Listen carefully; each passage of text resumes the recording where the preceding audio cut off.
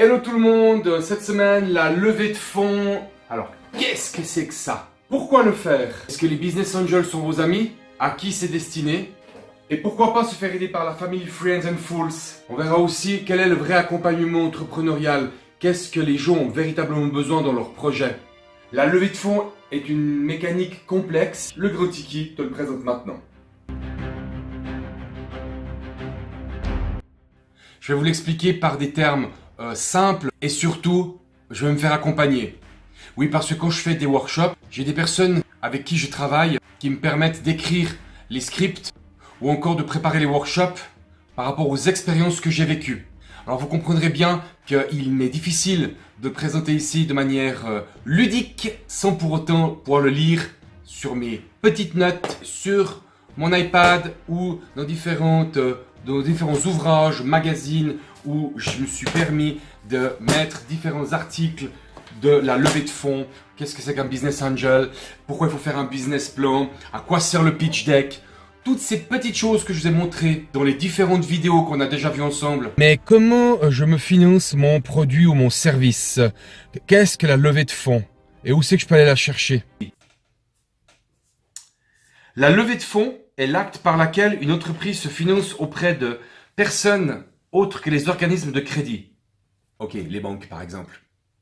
Les dirigeants peuvent faire appel à des business angels, ça on va le voir plus tard ce que c'est, aussi avec les ventures capital risque et les family office, ou encore à l'argent peut provenir des particuliers via des plateformes internet dédiées.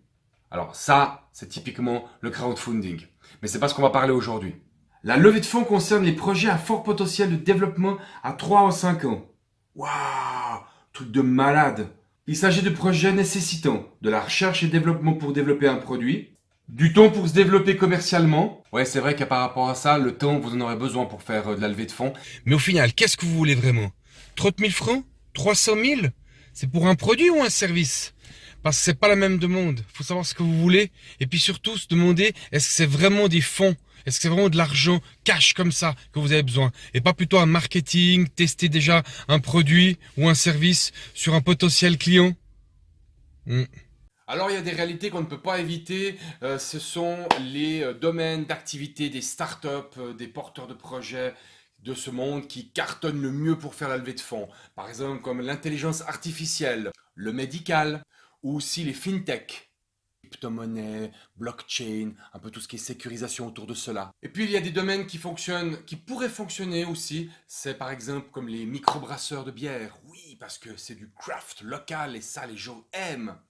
Il y a aussi tout ce qui est wellness, alors pas le fitness à proprement parler, mais tout ce qui est santé, bien-être au travail, coaching, bien-être, coaching accompagnement. Vous voyez ce que je veux dire? Aussi tout ce qui est les food tech, donc tous les repas, tout ce qui tourne autour de l'alimentation, du conditionnement, de l'approvisionnement, tout ça est en phase de transformation dans l'industrie 4.0 que nous vivons actuellement. Et puis dans la levée de fonds, il faut connaître un petit peu les termes qui sont utilisés. Alors par exemple, bah tiens, je vais revêtir mon habit de professeur. Et voilà, professeur Tiki pour vous servir. Première expression à connaître, la FFF, Family, Friends and Fools. Les amis, c'est important pour pouvoir tester son produit. Une famille derrière pour vous soutenir, qui peut vous donner déjà le premier argent. Et surtout, les fools, les fous, la masse de gens qui derrière viendront acheter, ouais, s'arracher votre produit, votre service. Le deuxième terme à savoir, c'est l'exit ou le closing. C'est comment l'investisseur va pouvoir retirer ses billes par rapport à l'investissement de départ. Oui, parce qu'à un moment donné, ces investisseurs, ils vont pas rester dans votre société. Ça peut. Après 10 ans, généralement, ils essaient de récupérer x3, voire x5 leur mise. Puis il y a aussi la licorne. Non, pas Fluffy. La licorne, c'est un projet construit pour transformer en start-up qui a permis en moins d'une année de se valoriser à plus de 1 milliard de dollars ou de francs suisses.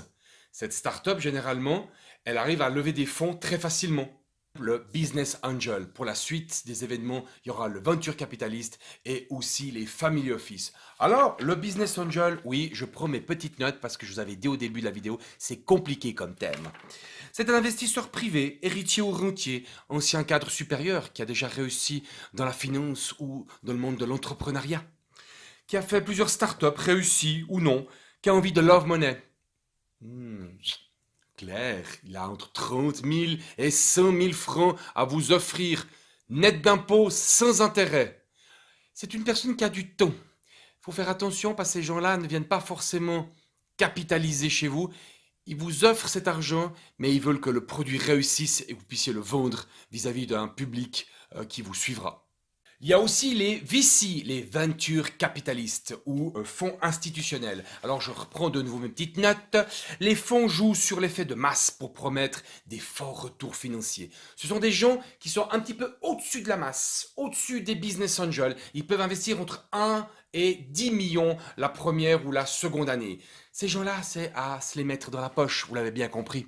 Et pour le dernier terme, je vous parlerai des family office. Oui, ce sont des corporate investors qui en fait sont des gestionnaires de reprises d'entreprises qui investissent dans les startups. Des fois, ils connaissent pas très bien le monde de la startup, ils viennent du monde de la culture ou du sport, et puis ces gens investissent à plus de 2 millions. Donc il faut imaginer ça comme des gestionnaires familiaux ou corporate d'une entreprise qui prendraient sur leurs ailes et puis qui permettraient d'investir directement en gérant leur fortune de l'entreprise dans le cadre de l'exploitation annuelle. Mais au final, qui sont ces investisseurs et pour quel mode d'investissement êtes-vous fait? Et pour finaliser ces propos, je vous propose une partie chiante, je vous le cache pas, mais néanmoins nécessaire, où vous allez me voir en voix off. C'est un pléonasme ça. Vous allez plutôt me voir dans mes mécanismes de levée de fonds lorsque je fais des workshops avec des investisseurs potentiels et tout cela en voix off. Je vous retrouve tout à l'heure. Il y a 4 types de fonds d'investissement.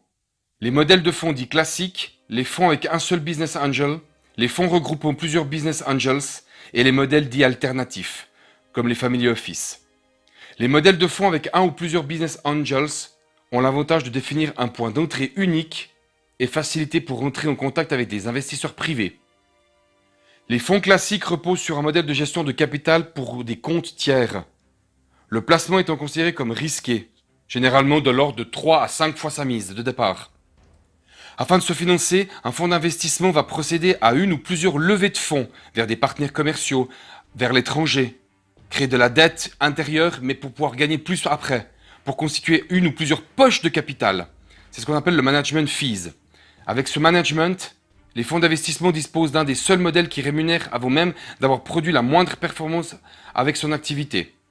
Si la durée d'investissement est au minimum de 5 à 6 ans et maximum 10 ans, elle procure un financement qui peut aller jusqu'à 5 millions de francs suisses. Et pour 2 millions investis lors de la première année, elle permet de faire x3 voire x5 à la troisième année. Tout dépend aussi des intérêts de l'un et des autres. Mais attention aux intérêts divergents entre l'entrepreneur et les investisseurs, qui sont souvent pointés du doigt. En réalité, c'est un ménage à 4 voire parfois à 5 qui influence sur chaque relation. L'intérêt des fonds d'investissement, il est directement lié avec ce qu'on appelle l'entrepreneuriat pur et dur. Si quelqu'un est start-up, il investira encore plus longtemps. S'il veut tout de suite avoir un retour sur investissement, il est dit de type bancaire. Et en ce qui concerne l'entrepreneur, cela dépend de sa perception de l'entreprise. Car s'il est analytique, il percevra son entreprise comme une valeur patrimoniale et financière. Alors que si il a un attachement plus fort et qu'il la considère comme une entreprise, une mission plus sociale et sociétale, les intérêts peuvent être divergents avec l'investisseur et de ce fait, il peut créer des tensions dans la relation. Voilà pour cette levée de fonds, sujet difficile, je ne vous le cache pas. Je suis content qu'on arrive au bout. Fouh!